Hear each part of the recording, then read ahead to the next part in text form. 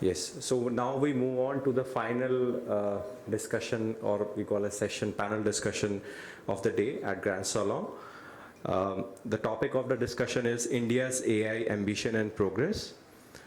As you all know that India is rapidly emerging as a global leader in AI innovation, with bold ambitions to harness this transformative technology for economic growth and social impact.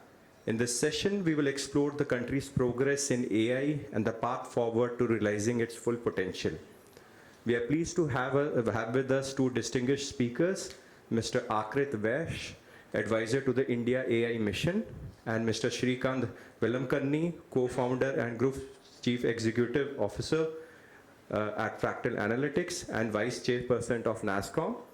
And the session will be moderated by Abhi and Neu, award-winning content creators, and also been awarded New India Champions by Prime Minister Modi in 2024. I would like to call upon the esteemed panelists on the stage, please. We really have a very short time and we have to cover a lot of things. So we follow one principle and one principle only, that if you can't explain it to a 10-year-old, you have not understood the concept enough. And that's what we apply in our videos as well. So we know that there are lots of things that we have to explain. We would love it if we explain it through stories and examples, so then lots of people sitting over here and the thousands who will be watching it at home understand it well. So let's address the elephant in the room, Deep Seq. Once the Deep Seq Revolution, if I may call it, reached America, it caused a havoc. Why do you think that happened? What happened? Why was Deep Seq such an important moment in the world? Before Deep Seq, the understanding was that there's so much progress has happened on AI that's not worth fighting. In other words, we are in the last chapter of this book. Don't try to write this book now. That was number one. Second was that it's too expensive. It's so expensive that it's only for the big boys and girls. It's not for others. So with that assumption, every country in the world was basically thinking that, okay, let a few countries build the models and we will follow it. And Sam Altman came to India and also said, you can try, but you're not going to succeed. That was 2 years ago. So 2 years ago, right? And when Deep Seq happened, two things changed. Number one is that we knew that we are in the first chapter of this book. It's a long way to go. Number one. So its race is worth fighting. Second, it doesn't cost you as much. It costs you much less. Therefore, if you have the talent and the willingness and the patience, you can get there. And that is what was so Sputnik moment. That's why it was such a Sputnik moment. But the realization was that all these things we've been told, they're not necessarily true. There's a long way to go and we must fight this battle. Therefore, many countries have woken up, including Europe, European countries and Asian countries and so on. And where does India stand over here? What do you feel? So I think from an India AI perspective, exactly just taking forward what Srikanth said, I think it was a moment for all of us to see and to realize, and I'll use Hindi for a minute, ऐसा भी हो सकता है.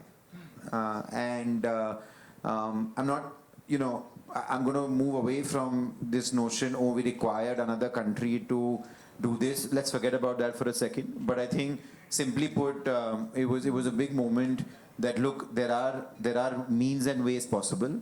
Now, look, the actual training cost for multiple runs plus the infrastructure that Deep Seq would have taken is still order of magnitudes higher, but still cheaper.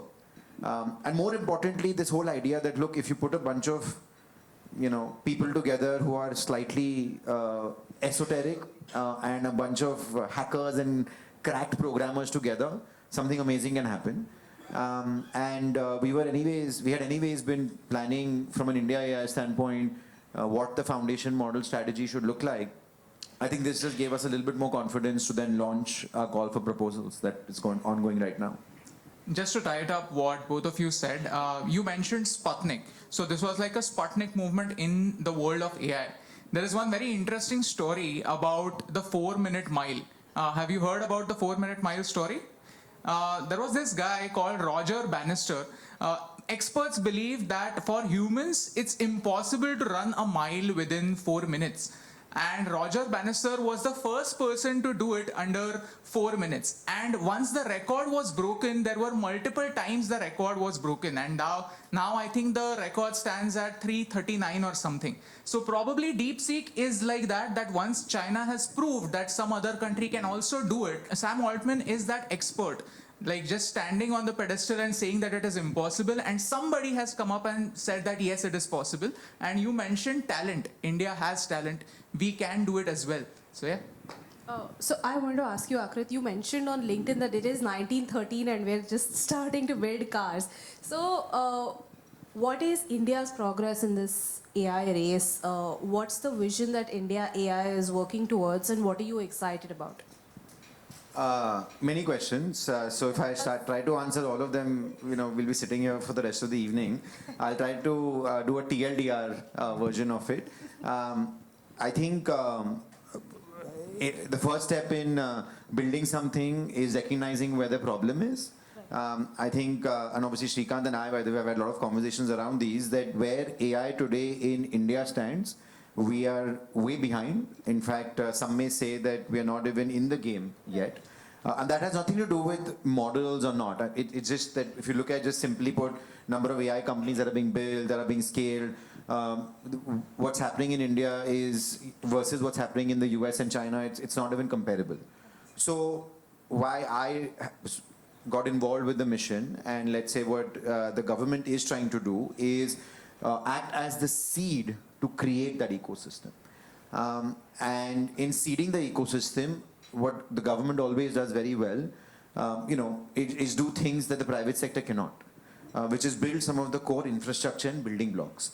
So whether it is provide the initial capital to build compute infrastructure, or the initial capital for these crack teams to not worry about how to fund their foundation models, or the initial resources and connections and data sets to be able to build very good India-first solutions for AI. Those are the things that, those are the things that the India AI mission is focused on. And the objective is that, look, through all of these pieces, if this can create the foundation for then the startup ecosystem to flourish, and for them to, for the country to then be in the game and compete with all these other countries, I think that'll count as success. You mentioned India-focused solutions, and that's a keyword over here. I know that Fractal, for once, is working on an India-focused solution, that is Vaidya AI. So can you explain what is Vaidya AI for the people who don't know about it, and how it is focusing on solving a real-life problem? So we built Vaidya AI as a free service to everybody in the country and around the world. And the idea was that there's so much healthcare information in the world which is full of misstatements and misleading statements and confusion. There's plethora of information, not enough insight. And it's not personalized to you. For example, if you wanted to know what happened, here's my x-ray, what should I do? I don't have that information. So what we did was we said, let's create the ChatGPT for healthcare for India. So you can upload your images, you can talk about your symptoms, you can even have your history of medical records, and it will take all that information and give you the best advice at this point of time, not to replace a doctor, but to augment or prepare for your doctor visit, or help the doctor even process your information better. Because all of us have to recognize that we are the CEOs of our own healthcare, right? Doctors are all ways to accomplish it, but if you don't take charge of it, it won't. So what if you have a system like Vaidya which can help you? So we created Vaidya AI, it's free. It's like ChatGPT in terms of interface, and you can provide your medical images and it'll give you advice. And it'll give you advice on health, but it'll also give you things on nutrition. So if you have a product that you're buying and you want to know if it is healthy or not healthy, or how much can I have it in a day, it'll give you answers like those as well. What are some other India-specific models that Fractal is focusing on in the upcoming future? So we built a model for text-to-image model, which is released in 17 different Indian languages, called Kaleido. And what it does is it takes any image, any prompt in any language and creates very Indian images that you want, including celebrity images. It is trained on Indian celebrities. This model really will understand even some of the smaller celebrities and create very good pictures of them. Of course, with the responsible AI guardrails incorporated into it. So it is a text-to-image model with very powerful image editing features built for India. So this is another one. We're working on a few other things too, but these are the two that I would like to talk about. So when we talk about LLMs, the keyword over there is language, and India has 22 official languages and probably thousands of different dialects. What happens is throughout the internet revolution, we are democratizing knowledge. And just because somebody cannot give a prompt in English, they should not be away from this revolutionary knowledge, right? So that's why we need India-focused solutions which focus on this language barrier, that you can upload an image about your medical history and then you get a response in your native language. I think that's a solution that's very India-specific. I wanted to ask you, Aakrit, moving on from this, that one of the things we happened to attend the Viva Tech in Paris, and one of the things when we spoke to AI companies was that a lot of them were kind of on the fence about regulations that the EU would hit them with. So is India considering any regulations for AI? How do ethics come into this, and how do you bring in responsible AI for such a large country like India? Yeah, I mean, look, I'll share this more as my personal view because after all, I'm an entrepreneur at heart, which is that anybody who does regulation like you is going to be falling behind. I think it's as simple as that. And the funny part is that I was in Paris for the AI Action Summit. It almost felt like a lot of people in EU are also starting to realize this, which is maybe they did this too sooner than it should have been done. I don't know if I agree. I don't necessarily agree or disagree with political views, but I do think the speech that Vice President Vance made at the AI Action Summit was extremely powerful. Just as somebody who's again been an entrepreneur, I resonate with that greatly, which is that we're so early in this entire space that right now you should let the technology flourish and believe that the pros will greatly outweigh the cons. And I also personally believe that I think there will be enough guardrails that will come over this period driven by both private and public sector. And I'm very glad to say that my observation, having been inside the government a little bit now, has been that's the same view, right? Which is, as far as India is concerned, right now it's pro-innovation, let's build, we need to seed the ecosystem, and we'll do the right things at the right time, when it calls for it. Right, so then maybe we'll have... If I could add, we as India would like to be respected for our AI. And I think we probably deserve that respect. We have 1.4 billion population. We are a fifth of world humanity. So maybe we need that voice. But you never get that voice just because you have population. You need to earn that. You have to have the credibility. So I keep referring to this poem by Ramdhari Singh Dinkar. It's written in Hindi. It says, Kshama shobhati us bhujang ko, jiske paas garal ho. Kshama is forgiveness. Bhujang is snake. Garal means poison. You are respected because you have the poison. Usko kya jo dantaheen vishrahit vinit saral ho. Nobody cares about poisonous, a snake which is not poison, which doesn't have any power. Nobody respects that. So India needs to first create credibility with AI, strong AI. Before we regulate it, let's build the most amazing AI in our country. And then once we have surpassed ChatGPT and Deep Seq and others, then let's see how to make sure that we have some AI safety baked into it. If we put the cart before the horse, the problem is that we'll never have that safe AI, and we'll continue to keep talking about responsible AI and AI safety without having the credibility for that. Right, so then maybe it can be somewhat of a... Maybe in the future, once we have a few more companies, it can be a self-regulating ecosystem that kind of brings in rules and stuff like that. We should not put barriers to innovation. Yeah. Is that correct? We should not put barriers to innovation when it comes to AI, and As you said that EU did that, EU made a very bold statement that ethics come before AI, and that's why they are falling behind. In 2024, Yeah. there were less than 10 India-born and bred native AI companies that raised seed or Series A capital. But there were 120 events on AI. So we're so early. I mean, you know, like to Srikanth's point, let that number of 10 go to 50, 70, 100. I mean, there's a running, it's a sad joke, honestly, but, you know, like we're also doing Mumbai Tech Week later this week, and we're doing, the theme is around AI. And given sort of, I work in this space and we all do, you know, all the events over the last year have the same set of people. You know, let us at least change. And, you know, I would love to see in the next event that I go to 4 new amazing AI companies who've just been born, right? So it's all too early as far as India is concerned. And I think we need to let the ecosystem flourish before we regulate it. And like I said, I'm glad that's the same view from inside the government. Okay, one sec. So, as you are working with the government, I would love to know, as not as a host, but as a common citizen, what does the government, like, is it easy to communicate with the government? Because you come from a tech background. Do they understand the lingo? How difficult or how easy it is?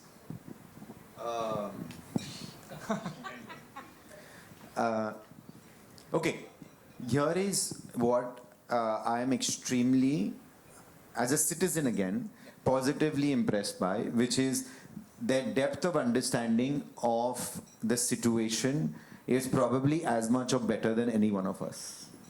And when I say the situation, it's about marrying the technology with what, let's say, could be meaningful for the citizen. I think that is just exceptional. As far as, of course, communication and dialogue goes, I think it's a two-way street. You learn, right? I think part of it sort of you have to adapt, and part of it, I think they have a very good understanding of what the private sector needs. So both of you are entrepreneurs. So I want to ask you this one question. We know that India is quite behind in the AI race, but then what can India do to actually move forward? You say that you want companies to start, but then if there's somebody who's watching who actually does want to, you know, dip their feet in the pool, how should they go ahead? From both of you. See, that has become a much easier problem today than even, let's say, 2 or 3 years ago. So today you can pretty much get trained on AI completely free of cost, right? Almost all of the training on AI, right from learning the very basics of math and statistics and linear algebra to building the advanced large language models, it's all freely available on the internet. So firstly, you can learn about AI, no problem. Second, so you must learn, that's one. Second, I would pick a sharp problem. Look, we can build the fundamental problem of intelligence like DeepMind did. DeepMind, when they started, Google DeepMind, said, we'll solve for intelligence and then we'll use intelligence to solve all other problems in the world. So very ambitious, very broad ambition, right? That is not for the faint-hearted. It's not for everyone. But if I were to build if I were to be a good entrepreneur, successful with an AI company, I will pick a problem that I understand very deeply about, shape that problem really well, and build the best AI to solve that problem. Right? So that's what I would do, because that will give me a moat. It'll help me raise capital. And that's why in fact, a lot of the AI companies in India are like that. And that's why you're not seeing a very horizontal AI company. Because for horizontal AI company, which is very ambitious, you require a lot of capital, a lot of credibility, etc., that you may not have before you get there. So that's why it's a chicken and egg situation as far as that is concerned. So if I'm an entrepreneur and I want to become successful as an AI company, pick a very sharply defined problem or work very hard to sharply define that problem, learn enough AI and go implement it with a bunch of customers, understand the users very, very well, empathize with the users and solve it for them, I think you'll scale it. So learn about AI, that's one. Focus on one very sharp problem and then take users' feedback. See what they are thinking. Yes. Meditate on the problem. Don't meditate on the solution, meditate on the problem. First, you have to deeply, deeply understand the problem, then solve it with AI. All right. Aakrit, do you have anything to add? No, I mean, spot on. I think I was watching something today morning, which was one of these very famous US VCs in some podcast talking about AI. And, that entire conversation was all summing up the same. Fundamentals of startups and businesses don't change, right? You have to, meditate on the problem, or like we say, marry yourself to the problem, not the solution. Couldn't be more true in AI, right? I think it has to be customer backward and not technology forward. I met 3 entrepreneurs over the weekend, amazing, product managers, technical thinkers. But you could tell that they're all thinking technology backward, which is, okay, look, I found this great new speech engine. How do I marry it to a specific solution? Whereas today, more than ever, you have to, I think this podcast that I was listening to this morning said it beautifully, right?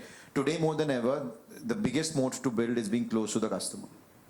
Just being extremely close, listening to what they want. And there's so much tech that is open source or even just not very expensive to build on top of. So I have a question. I mean, can AI solve problems of common citizens? I'll give you an example. How many of you are tired of dug up roads in Mumbai? Raise your hand.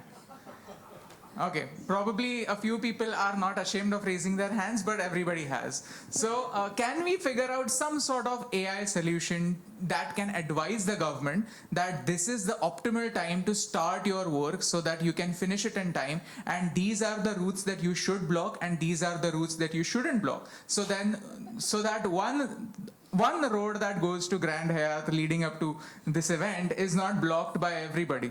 So can we develop a solution like that? See, sometimes it looks surprisingly simple when you think about it this way. But the things like road traffic and solutions of problems like these have systems analysis required, right? Because if you fix one problem, you don't realize, because system is very complex. You fix one problem, it opens up 5 different problems somewhere else, and you keep chasing the problem that way. So you have to have a much better understanding of the overall system to solve it. So many problems that, why does government find it so hard to solve problems of common citizens, is because of complexity. Complexity of real world systems, which all have interdependencies and in such that you poke something here, something else pops up somewhere else. And you don't really fully understand the system. Even today, with all the sophisticated AI, solving complex systems problems is still not one of the strengths of AI. I think it's a hard problem.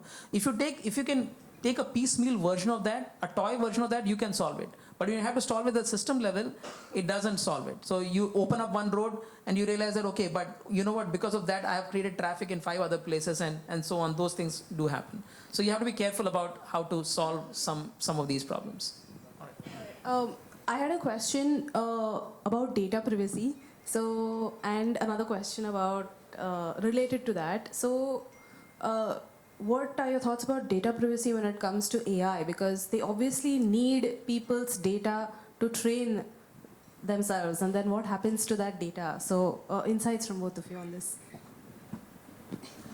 Yeah, okay. So, firstly, we must realize that data privacy theoretically is important to everybody, but practically, most of us do not care enough about data privacy. For example, how many of us are willing to read the entire terms and conditions before saying okay? Because we want that answer to come. We don't care what we are signing up for, and we think it's okay. Next time onwards, I'll be careful. But this time, I need the answer right now, and we do it every day. So because there is a value, nobody is giving the data for free. Right? They're giving it because they're getting some value back from the service provider. So how much do we really value it? It shows in our behavior. It turns out that we don't value the value of privacy enough to safeguard it carefully. Second is, genuinely there is the people who want this data from you are making it harder and harder for you to say no, right? But by creating more and more complex hoops. And therefore, you've seen some of the GDPR and other things which have really simplified how much data you will share and create more transparency around that. I think we need solid transparency, make it insanely easy for any customer, anybody to say what data of mine exists with you. A customer should be able to know what all the data that I have with you, number one. Number two, delete it all at a go if required.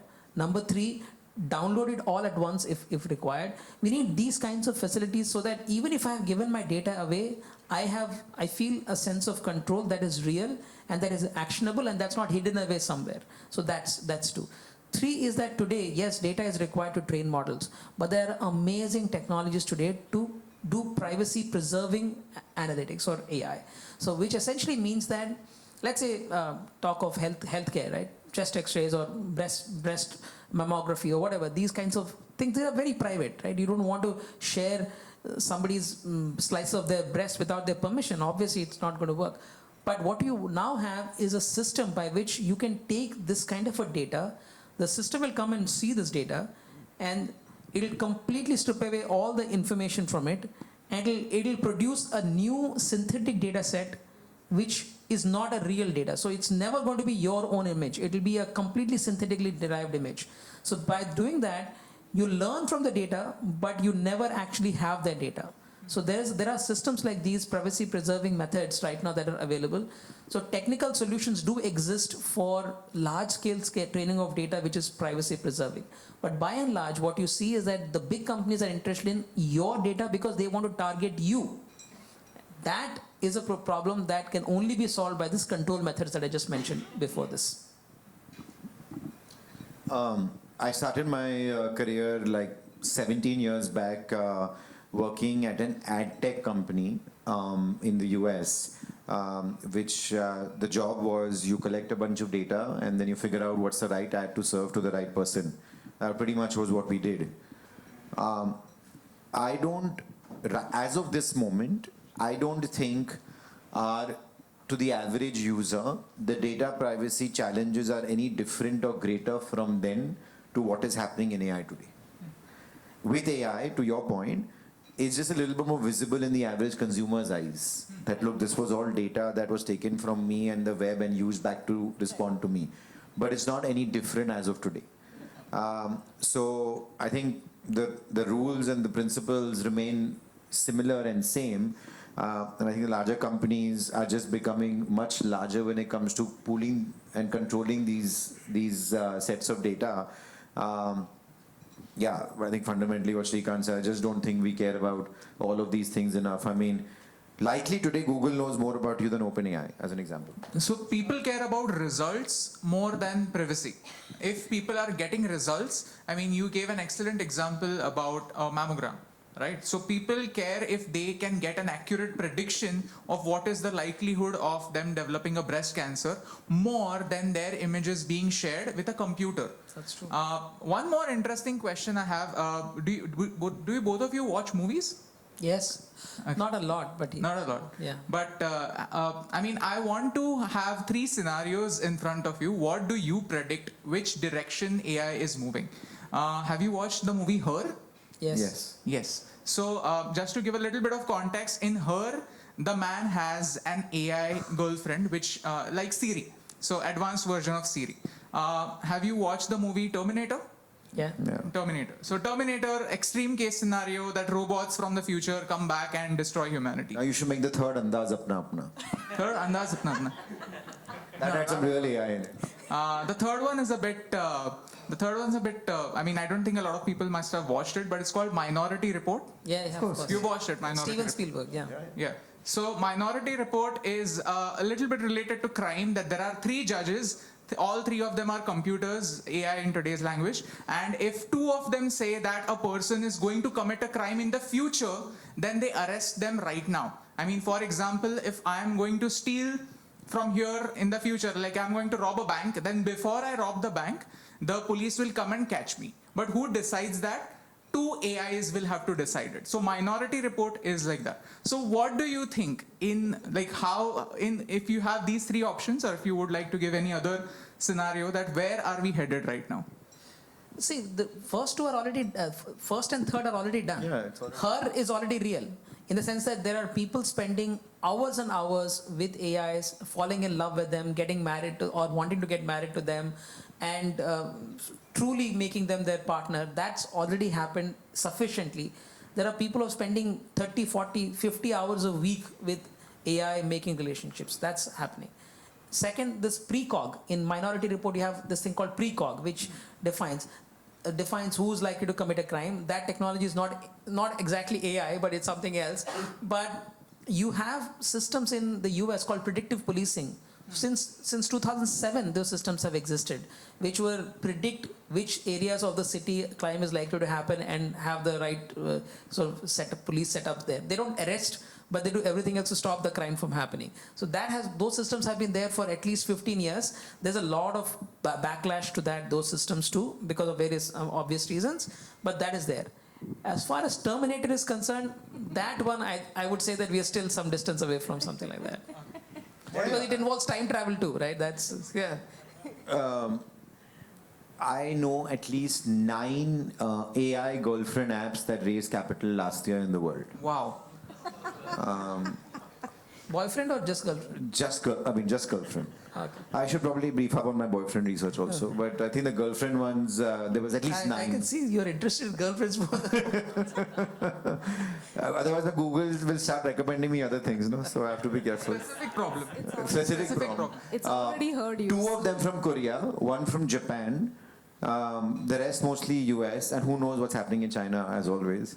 So that's to Srikanth's point, her is already like happening at scale, that too.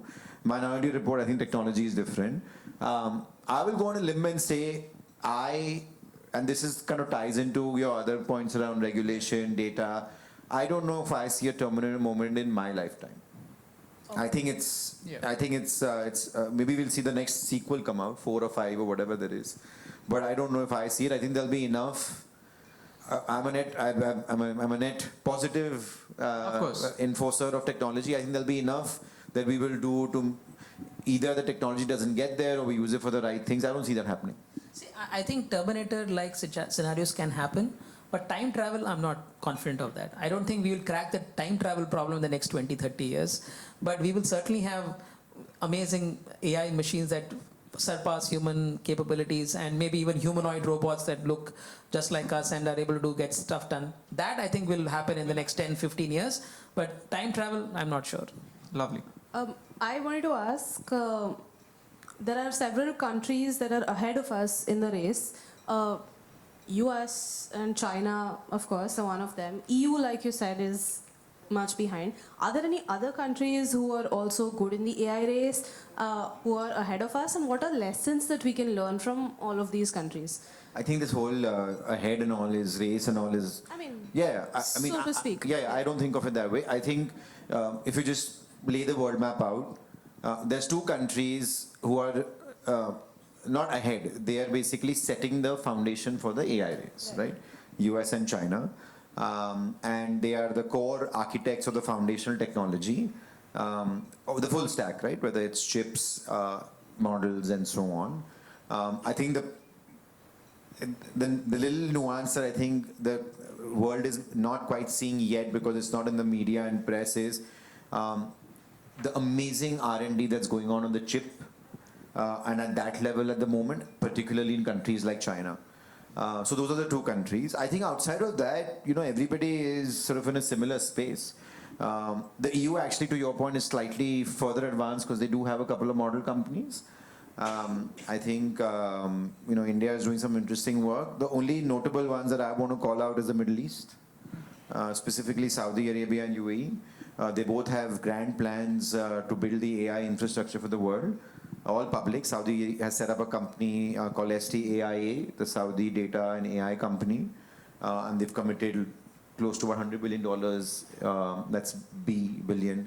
I mean, Middle East usually, they only talk in billions. So about $100 billion in capital towards building that. And then UAE has this company called G42, which is doing similar work. So I would say in terms of capital investment, announced plans, they are the biggest, but again, not much to show yet. So they're all still making progress. Right. You mentioned chips, which is very interesting. And some of the reports I was reading about Deep Seq were talking about how China has kind of not really been transparent about the chips that they were using, even though it's quite obvious that a lot of NVIDIA's revenues come from Asia, which means China. So is the availability of chips a huge issue? Is the price an issue? How in the India context? Can I give you the Feel Thanks for free to answering that. correct me. Yeah, so I have. the point You around, take this, I'm not going to answer.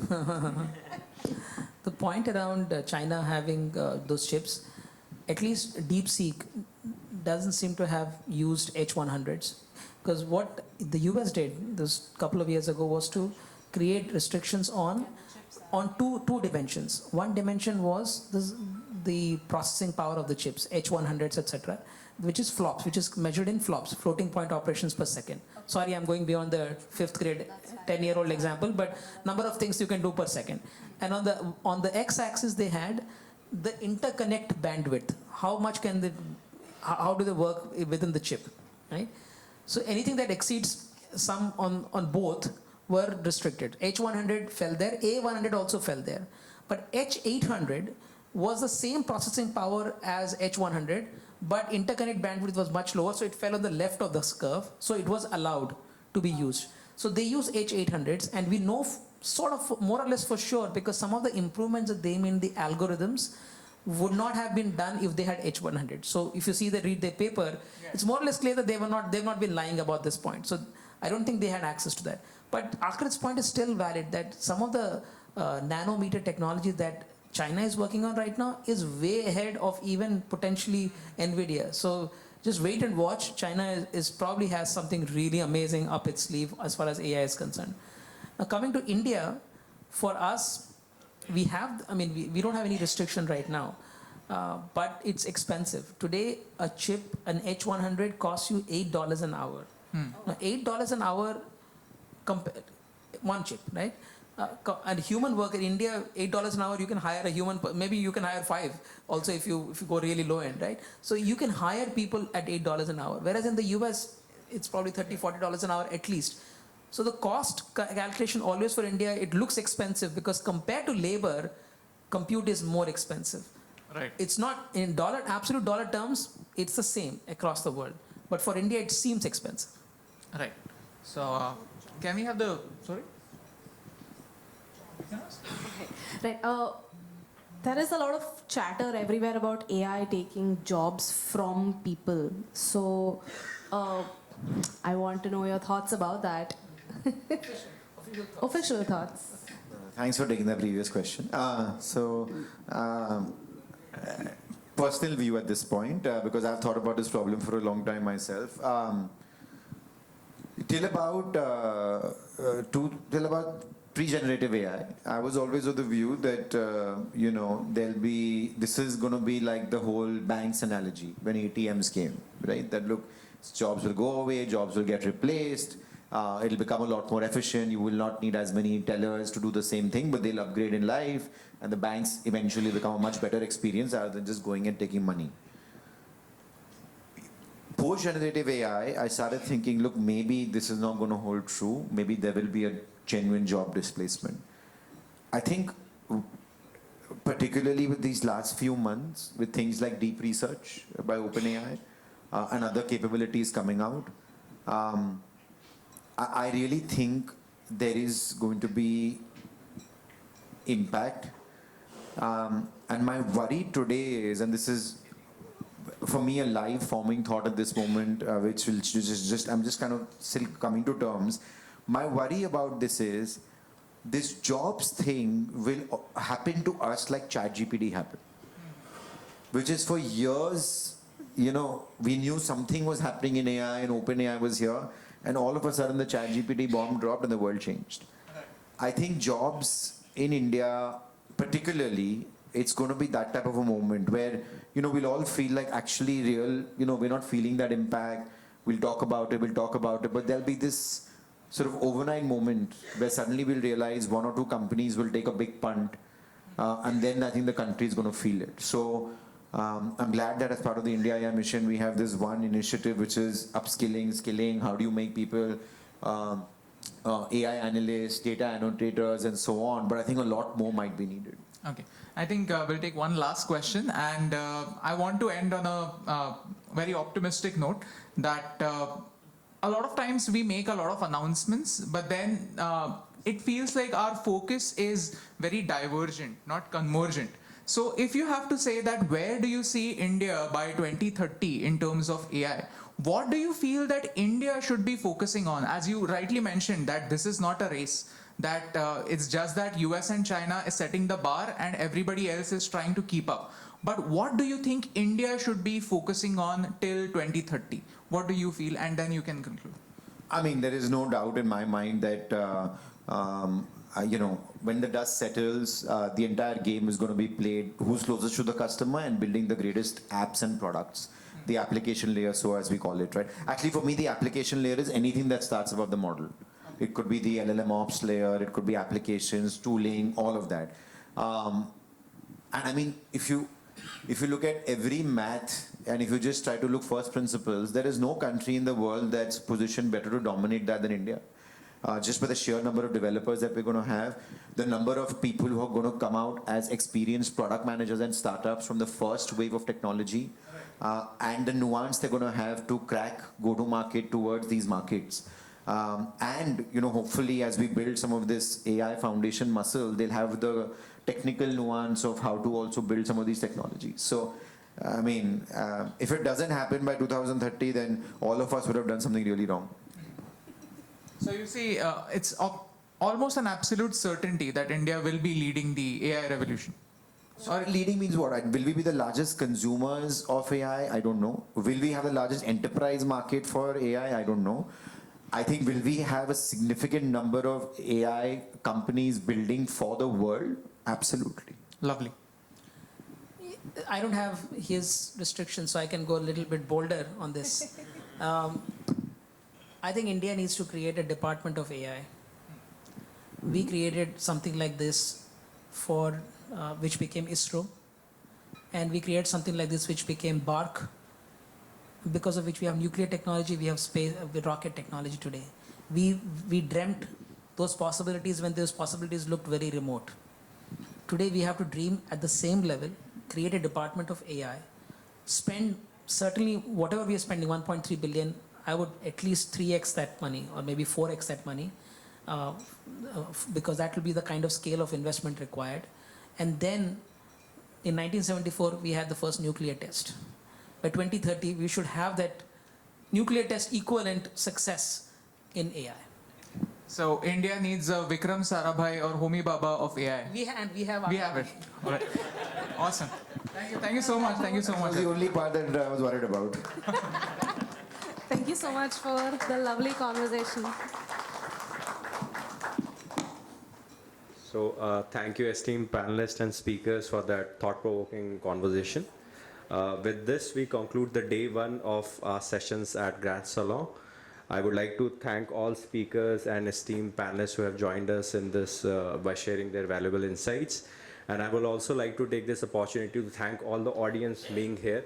So obviously your engagement and participation has made this whole discussion for today truly impactful.